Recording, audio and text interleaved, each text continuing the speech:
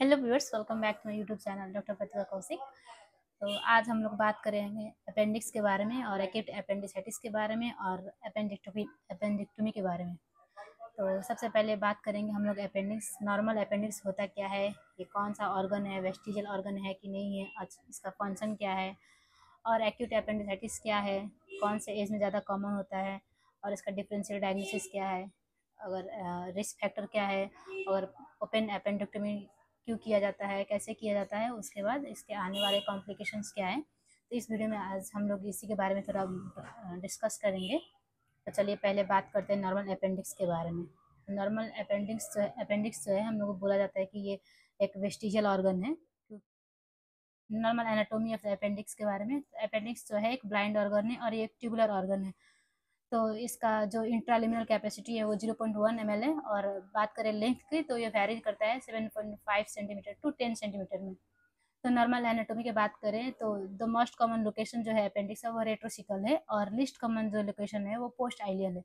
जिसमें से most dangerous location की बात करें तो पेल्विक अपेंडिक्स का जो मोस्ट डेंजरस लोकेशन है। तो एक्यूट अपेंडिसाइटिस है क्या, ये जो है इन्फ्लामेशन ऑफ अपेंडिक्स है। और एक्यूट अपेंडिसाइटिस है जो मोस्ट कॉमन सर्जिकल इमरजेंसी है, जो वर्ल्ड वाइड ही देखा जा सकता है। मोस्ट कॉमन सर्जिकल ऑपरेशन होने वाले में से एक एक्यूट अपेंडिसाइटिस का भी हो। और इसके बारे में बात की तो ये ज़्यादा करके it is seen in mostly in young patient, second decade, mostly 15 to 25 years के एज में इसको ज़्यादातर देखा जा सकता है। और इसमें अब बात करते हैं एक्यूट अपेंडिसाइटिस होता क्यों है। एक्यूट अपेंडिसाइटिस का दो का मेन कॉज है, एक होता है नॉन ऑब्स्ट्रक्टिव कॉज और एक होता है ऑब्स्ट्रक्टिव कॉज। जिसमें से बात करें तो नॉन ऑब्स्ट्रक्टिव कॉज ही ज़्यादा है, ज़्यादा कॉमन है। और बात करें ऑब्स्ट्रक्टिव कॉजेज़ के बारे में तो जैसे कि हमने पहले बोला कि एनाटोमी ऑफ अपेंडिक्स के बारे में कि ये एक ट्यूबुलर ऑर्गन है और इसका जो लिमिनल कैपेसिटी है वो काफ़ी कम है, सिर्फ 0.1 ml इसका इंट्रालिमिनल कैपेसिटी है। अगर किसी कारण की वजह से वो जो लिमेन है उसमें ऑब्स्ट्रक्शन हो जा रहा है, जैसे फिकोलिथ के वजह से हो रहा है, और किसी वर्म्स के वजह से हो रहा है, और या किसी ट्यूमर्स की वजह से हो रहा है, या किसी भी बैक्टीरिया के कलेक्शन की वजह से भी हो रहा है, तो इसके वजह से क्या होगा, अपेंडिक्स जो है वो इन्फ्लामेड हो जाएगा, जिसकी वजह से इसका जो लिम्फेटिक ड्रेनेज वगैरह है वो इम्पेयर हो जाएंगे। और जैसे कि लिम्फेटिक ड्रेनेज इम्पेयर हुआ तो उसके बाद वेनस ड्रेनेज इम्पेयर हो जाएगा, उसकी वजह से आर्टरियल सर्कुलेशन वगैरह भी इम्पेयर हो जाएगा, जिसकी वजह से है जो परफोरेशन और इस्कीमिया के होने के चांसेस ज़्यादा हो जाते हैं। इसीलिए अपेंडिक्स का ऑपरेशन करना ही बहुत ज़रूरी है। और काफ़ी आप लोग तो सुने ही होंगे, काफ़ी लोग आपके अड़ोस पड़ोस में भी जाने ही होंगे कि अपेंडिक्स हुआ है, उसका ऑपरेशन हुआ है किसी का, ये इसलिए बहुत ज़्यादा कॉमन था। अपेंडिक्स हुआ कैसे, इसका फीचर्स क्या है, कैसे लोग प्रेजेंट करते हैं, कि मतलब कैसे हम लोग डायग्नोसिस करेंगे अपेंडिक्स हुआ है इसको। तो सबसे पहले पेशेंट जो है फर्स्ट कंप्लेन उसका होगा एब्डोमिनल पेन।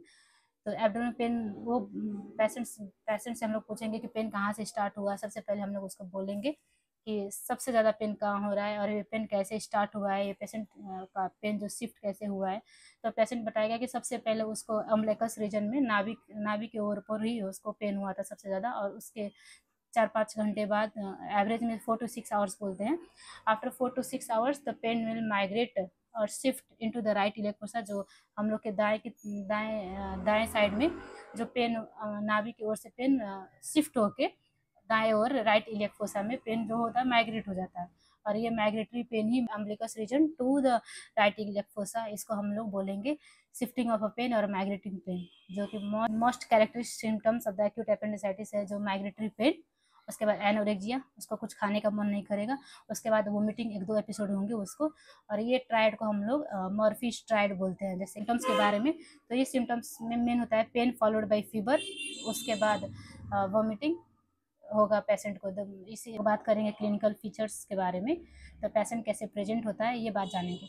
सबसे पहले जो मोस्ट कैरेक्टरिस्टिक सिम्टम्स जो है माइग्रेटरी पेन होगा। इसका मतलब सबसे पहले पेन स्टार्ट होगा अम्बलिकस नाभि के ओर पर, और उसके बाद 4 से 6 घंटे के अंदर में वो पेन जो शिफ्ट हो जाएगा राइट इलेक्ट्रेशन में, दाएं साइड की ओर, दाएं साइड में या नीचे और शिफ्ट हो जाएगा। इसी को बोलते हैं हम लोग माइग्रेटरी पेन। और ये जो माइग्रेटरी पेन है मोस्ट कैरेक्टरिस्टिक सिम्टम्स हैं। और उसके साथ हम लोग देखेंगे कि उसमें एनोरेक्सिया भी है, वोमिट भी है, फीवर भी है। तो बात करते हैं साइंस ऑफ एक्यूट अपेंडिसाइटिस के बारे में। तो इसमें देखने को मिलेगा tenderness in right iliac fossa, उसके बाद रिबाउंड टेंडरनेस को हम लोग ब्लम्बर साइन भी बोल सकते हैं। और उसके बाद देखेंगे एलिवेटेड टेम्परेचर जो कि फीवर। तो कुछ साइंस वगैरह जो डिस्कस करेंगे, जो मेन साइट हम लोग इलिसिट करते हैं एक्यूट एपेंडिसाइटिस के बारे में, मैकबर्नी पॉइंट के बारे में। ये मैकबर्नी पॉइंट क्या है? सबसे पहले मैकबर्नी पॉइंट जो है, जो junctions of lateral one third and the medial two third from the umbilicus, इस पॉइंट को हम लोग मैकबर्नी पॉइंट बोलते हैं। ये पॉइंट मेन जो टेंडरनेस है ये मैकबर्नी पॉइंट्स में ही होता है, क्योंकि सबसे ज़्यादा इन्फ्लेमेशन, मैक्सिमम टेंडरनेस यही पॉइंट में देखने को मिलता है मोस्ट कॉमनली। बारे में signs to elicit in acute appendicitis जो है, सबसे पहले पॉइंटिंग साइन। हम लोग पेशेंट को बोलेंगे कि सबसे ज़्यादा दर्द कहाँ हो रहा है, वो जगह पे वो पॉइंट करेगा, उससे पता चलेगा कि ये एक, जैसे एक मैकबोनी पॉइंट होता है, वहीं पे ज़्यादा करके मैक्सिमम इन्फ्लामेशन, मैक्सिमम टेंडरनेस वही प्रेजेंट होगा, और इस साइन को हम लोग पॉइंटिंग साइन बोलेंगे। उसके बाद बात करें रॉब्सिंग साइन होता है। रॉब्सिंग साइन में क्या होता है कि जब हम लोग पेशेंट को पाल्पेट करेंगे लेफ्ट इलेक्ट फोसा में, तो पेशेंट को पेन होगा राइट इलेक्ट फोसा में। और उसके बाद बात करते हैं ऑब्टुरेटर साइन के बारे में। ये ज़्यादातर पेल्विक एपेंडिसाइटिस में देखने को मिलेगा। और जो स्वाथ साइन है ये मेनली दिखेगा रेट्रोसिकल एपेंडिसाइटिस में। तो हम लोग इसके बारे में थोड़ा और डिस्कस करेंगे नेक्स्ट उसमें। तो पहले हम लोग बात करते हैं कि differential diagnosis of acute appendicitis. जैसे एक्यूट एपेंडिसाइटिस है, हम लोग को पता है कि मोस्ट कॉमन सर्जिकल इमरजेंसी है, लेकिन बहुत सारे डिजीज जो है वो एक्यूट एपेंडिसाइटिस जैसा ही प्रेजेंट करते हैं। तो इसलिए हम लोग को डिफरेंशियल डायग्नोसिस की ज़रूरत है। क्या तो इसके अनुसार से ये इसका प्रेजेंटेशन किसी एज में, चिल्ड्रेन में, एडल्ट में, और एडल्ट फीमेल में और एल्डरली में वैरी करता है। डायग्नोसिस ऑफ एक्यूट एपेंडिसाइटिस के बारे में, तो हम लोग इन चिल्ड्रेन में इंटरकोलाइटिस हो गया, मैकल्स डायबिटिकुलाइटिस हो गया, उसके बाद वर्म वॉल हो गया, उसके बाद एक्यूट इलियाक और मेजेटनिक लीफ एरिनाइटिस हो गया। और यंग एडल्ट्स के बारे में बात करें तो राइट साइडेड यूरिटरी कोलिक हो गया, एमोबिक टेफलाइटिस हो गया, उसके बाद टॉर्सन ऑफ अनडिसेंडेंट टेस्टिस हो गया, उसके बाद मैकल्स डायबिटिकुलाइटिस इसमें भी दिखने मिलेगा, और एड्सना कोलाइटिस भी होगा। और इन मिडिल एज में एक्यूट पैंक्रियाटाइटिस होगा, परफोनेटेड ड्यूडेनल अल्सर होगा, एक्यूट कोलिसिस्टाइटिस होगा, और pain in right elect fossa. बात करें फीमेल्स के बारे में, तो फीमेल्स में the most common the PID. सबसे पहले हम लोग उसमें डिफरेंशियली डायग्नोस करेंगे पीआईडी है कि नहीं। उसके बाद रप्चर्ड एक्टोपिक प्रेगनेंसी हुआ, उसके बाद माइटल इस्कमर सिंड्रोम जो मिड ओवुलेटरी साइकिल पेन होता है वो हो गया, उसके बाद टॉर्जन ऑफ ओवेरी सिस्ट होगा। ये हम लोगों ने बात की differential diagnosis of acute appendicitis के बारे में। तो अब बात करते हैं risk factors for the perforation of the appendix. इसमें ज़्यादा ये रिस्क फैक्टर है परफोरेट होने का। तो सबसे पहले हुआ age, the extreme age less than 2 years and more than 55 years के बाद परफोरेशन होने का चांसेस ज़्यादा होता है। और कोई भी इम्यून कॉम्प्रोमाइज्ड पेशेंट है उसको रिस्क ऑफ परफोरेशन ज़्यादा होगा। और patient already non case of diabetes mellitus है, और ड्यू टू फिकोलिथ ऑब्स्ट्रक्शन अगर एक्यूट एपेंडिसाइटिस हुआ है, या पेल्विक अपेंडिक्स, इसलिए इसको मोस्ट डेंजरस भी बोला जाता है, क्योंकि ये सही से डायग्नोस ही नहीं हो पाता है और ज़्यादा डिजीज़ को मिमिक करता है, इसलिए इसका डायग्नोसिस ही लेट होगा तो इसका परफोरेशन में इंक्रीज होगा। और या कोई भी प्रीवियस एब्डोमिनल सर्जरी हुआ है इस पेशेंट को, तो इस पेशेंट लोग में रिस्क फैक्टर जो है प्रेजेंट है, जिसकी वजह से परफोरेशन ऑफ अपेंडिक्स ज़्यादा हो सकता है। तो जैसा कि हम लोगों ने साइन सिम्टम्स सब डिस्कस कर ही लिया है, उसके बाद रिस्क फैक्टर भी हम लोगों ने डिस्कस कर। बात करें डायग्नोसिस के बारे में, डायग्नोसिस ऑफ एक्यूट एपेंडिसाइटिस कैसे, तो डायग्नोसिस है इसका जो प्योरली क्लिनिकल है, मतलब कि हम लोग देख के साइन सिम्टम्स देख के हम लोग इसको ऑलमोस्ट डायग्नोस कर सकते हैं। लेकिन चिल्ड्रेन जो है वो अच्छे से हिस्ट्री नहीं दे पाते, इसलिए in children we preferred USG. और बात करते हैं एपेंडिकुलर लंप के बारे में या एपेंडिकुलर मास के बारे में। ये क्या होता है? ये जो है due to the inflammation of omentum, ileum, caecum and appendix, तो इसके वजह से एक वो लंप या मास फॉर्म हो जाता है। और इसको हम लोग कंजर्वेटिव भी ट्रीट करेंगे। उसका एक अलग से रेजिमेंट है जिसको हम लोग ऑस्नर सेरमन रेजिमेंट बोलते हैं। इसमें ये basically conservative treatment for the appendicular lump ही है, जिसमें हम लोग सबसे पहले तो हम लोग CCT से कंफर्म करेंगे कि लंप फॉर्म हुआ है या नहीं है। उसके बाद ऑस्नर सेरमन रेजिमेंट में क्या है, क्योंकि सबसे पहले हम लोग एंटीबायोटिक्स देंगे पेशेंट को, स्टार्ट IV एंटीबायोटिक्स शुरू करेंगे, जिसमें हम लोग सिफालोस्पोरिन और हम लोग मेट्रोनिडाजोल भी IV एंटीबायोटिक रखेंगे। उसके बाद हम लोग स्ट्रिक्टली मॉनिटर करेंगे वाइटल्स को 4 आवरली। और उसके बाद इफ़ पेशेंट इम्प्रूव हो रहा है, इफ पेशेंट में इंप्रूवमेंट देखने को मिल रहा है 24 to 40 आवर्स में, तो हम लोग कंटिन्यू करेंगे conservative treatment, that is Ochsner Sherren regiment. If patient हम लोग को लग रहा है कि इम्प्रूव नहीं हो रहा है, या हम लोग देख सकते हैं कि इसमें पल्स रेट इंक्रीज हो रहा है, या स्प्रेड साइज जो पेन का स्प्रेड साइज है वो इंक्रीज हो रहा है, या उसके बाद हम लोग देखेंगे मास साइज इंक्रीज हो रहा है पैल्पेट करने पर, तो हम लोग उस दौरान हम लोग एक्सप्लोरेटिव लैप्रोटोमी भी कर सकते हैं। और इसीलिए हम लोग को स्ट्रिक्टली मॉनिटर करना जरूरी है पल्स और वाइटल्स को, मेनली पल्स और एलिवेटेड टेम्परेचर हम लोग देखेंगे, इसको स्ट्रिक्टली फॉलो करेंगे। उसके बाद टोटल हम लोग एनपीओ में रखेंगे सबसे पहले पेशेंट को, तो एनपीओ में रखेंगे और जो भी फ्लूइड्स मेंटेनेंस होगा वो हम लोग आईवी फ्लूइड्स देके ही उसको मेंटेन करेंगे। तो ये रहा हम लोग का बात ऑस्नर सरमन रेजिमेंट, वो जो कंजर्वेटिव ट्रीटमेंट है एपेंडिकुलर लम्प या एपेंडिकुलर मास के लिए। जो ट्रीटमेंट है ओपन अपेंडिक्टोमी या लेप्रोस्कोपिक अपेंडिक्टोमी, ये हम लोग एक स्कोर के बेसिस पर एक अपना डिसाइड करेंगे। तो ये स्कोर का नाम एलोवैडो स्कोर है और मैटल्स स्कोर से भी इसको बोला जा सकता है। तो मैटल्स स्कोर में हम लोग क्या देखेंगे, तो सबसे पहले ये टोटल 10 पॉइंट्स का स्कोर होता है, तो हम लोग इसमें देखेंगे M for migratory pain. If patient को माइग्रेटरी पेन है तो उसको हम लोग पॉइंट ए करेंगे। और उसके बाद ए आया, ए में हम लोग देखेंगे एनोरेक्सिया, पेशेंट जो है कुछ खाने को नहीं, वो नहीं खाने, लॉस ऑफ एपेटाइट, मतलब उसको कुछ खाने का मन नहीं करेगा। अगर ये एनोरेक्सिया हुआ तो उसका पॉइंट एक हुआ।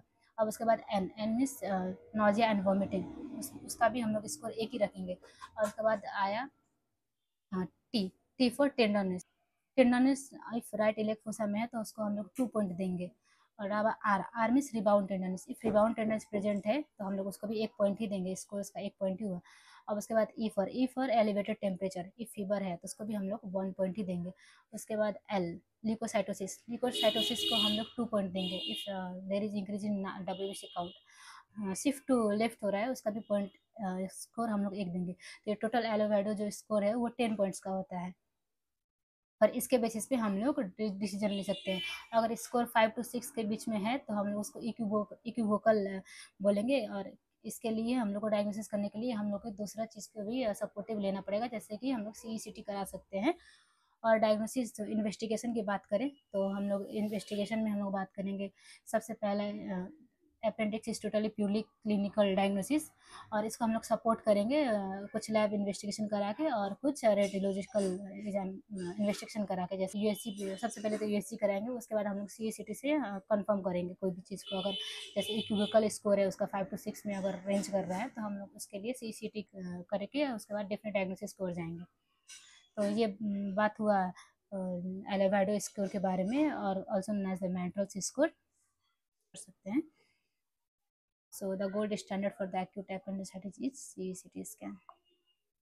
एपेंडेक्टोमी नहीं करा रहे हैं तो उसका अलग से रिस्क है। तो हम लोग बात करते हैं पहले कॉम्प्लिकेशन के बारे में। तो कॉम्प्लिकेशन क्या है एक्यूट एपेंडिसाइटिस की, तो सबसे पहला हुआ एब्सेस फॉर्म हो सकता है, पेरिटोनाइटिस हो सकता है। उसके बाद हमने बात किया एपेंडिकुलर लंप के बारे में। तो एपेंडिकुलर लंप में हम लोग का जो एपेंडेक्टोमी है वो कॉन्ट्रा इंडिकेटेड है, क्योंकि वहाँ पे काफ़ी सारे एडिशन हो सकते हैं इन्फ्लामेशन की वजह से। वहाँ पे जो एक लंप फॉर्मेशन होता है वो जो इलियम, सिकम, उसके बाद अपेंडिक्स और उसके बाद एमोइंटम, ये सारे एक और जाके इन्फ्लाम्ड लोकलाइज इन्फ्लामेशन हो जाता है। इस दौरान हम लोग appendectomy is contraindicated because it can injured to the surrounding tissue, और इसकी वजह से हम लोग का फीकल फिस्टुला होने का चांसेस ज़्यादा हो सकते हैं। तो बात करते हैं कॉम्प्लिकेशन ऑफ एक्यूट एपेंडिसाइटिस। सबसे पहला रिस्क तो हुआ generalised peritonitis, if abscess formation हुआ तो एब्सेस भी है। उसके बाद एपेंडिकुलर लंप भी रहा। बात एक्यूट एपेंडिसाइटिस का मेन ट्रीटमेंट है, जो ट्रेडिशनल ट्रीटमेंट है वो है एपेंडिक्टोमी। तो हम लोग अभी ओपन एपेंडिक्टोमी भी करते हैं और लैप्रोस्कोपिक एपेंडिक्टोमी भी किया जाता है। पोस्ट ऑपरेटिव कॉम्प्लिकेशन के बारे में, अपेंडिक्स का ऑपरेशन हो चुका है, एपेंडेक्टोमी हो चुका, उसके बाद पोस्ट ऑपरेटिव कॉम्प्लिकेशन के बारे में बात करें तो सबसे पहले हम लोग सबसे फर्स्ट इन्फेक्शन जो है, फर्स्ट इन्फेक्शन होता है wound infection. The most common complication of the appendectomy is the wound infection. उसके बाद हम लोग उसके बाद पेल्विक एब्सेस, कोई एब्सेस वगैरह फॉर्म हुआ है कि नहीं वो देखेंगे। इसको हम लोग डिजिटल रेक्टल एग्जामिनेशन से भी हम लोग उसको देख सकते हैं। उसके बाद जो हम लोग लंग्स को एग्जामिन करेंगे, वहाँ पे निमोनाइटिस तो नहीं हो गया है और लंग्स कोलैप्स तो नहीं हो गया उसके लिए। और उसके बाद हम लोग लेग्स को एग्जामिन करेंगे, क्योंकि कोई डीप वेन थ्रोम्बोसिस या डीप वेन थ्रोम्बोसिस तो नहीं हुआ है, उसकी वजह से एम्बोलिज्म वगैरह हो सकता है इसलिए। और उसके बाद हम लोग देखेंगे कि यूरिन का एग्जामिनेशन करेंगे, उसमें यूरिन में पाइलोनेफ्राइटिस तो नहीं हो गया, वो भी एक कॉम्प्लिकेशन ही है। उसके बाद हम लोग सस्पेक्ट भी कर सकते हैं कि there will be a subphrenic abscess formation. तो ये रहा हम लोग का post operative complication of appendectomy. तो सबसे मोस्ट कॉमन कॉम्प्लिकेशन जो है वाउंड इन्फेक्शन है, और सबसे most common late presentation of appendectomy is intestinal obstruction. जो सबसे लेट कॉम्प्लिकेशन प्रेजेंट है। जैसे कि हम लोग का टेक्नोलॉजी एडवांस हो गया है, तो ओपन एपेंडिक्टोमी वर्सेस लैप एपेंडिक्टोमी में बारे बात करते हैं। तो ओपन एपेंडिक्टोमी का फ़ायदा क्या है और इसका डिसएडवांटेज क्या है, और लेप्रोस्कोपिक का एडवांटेज क्या है और डिसएडवांटेज के बारे में थोड़ा बात कर लिया जाए। तो ओपन एपेंडिक्टोमी ज़्यादा करके इफ़ ये रियल इमरजेंसी कंडीशन में जैसे परफोरेशन वगैरह हो गया है, पेरिटोनाइटिस वगैरह हो गया है, तो उस दौरान ओपन एपेंडिक्टोमी किया जाता है, क्योंकि ये फास्ट है और इसके लिए कुछ ज़्यादा सेटअप की ज़रूरत नहीं है, लिए ज़्यादा हम लोग को स्पेशलाइज्ड इक्विपमेंट की ज़रूरत नहीं है। लेकिन इसका डिसएडवांटेज के बारे में बात करें तो ये इसमें हम लोग का इंसिजन साइट जो है थोड़ा लार्ज होता है, जिसकी वजह से वाउंड इन्फेक्शन होने का चांस ज़्यादा होता है, रिकवरी टाइम ज़्यादा होता है, पोस्ट ऑपरेटिव डे हम लोग को पेशेंट को ज़्यादा दिन रखना पड़ेगा। और बात करें लेप्रोस्कोपी के बारे में तो ये थोड़ा एक्सपेंसिव भी है, कॉस्ट इफेक्टिव में भी इसमें इश्यू आएगा, और इसके लिए थोड़ा हम लोग को स्पेशलाइज्ड और एक्सपीरियंस सर्जन की ज़रूरत होगा। इसके लिए हम लोग को अलग से सेटअप रेडी सामान इक्विपमेंट्स वगैरह ज़रूरत है।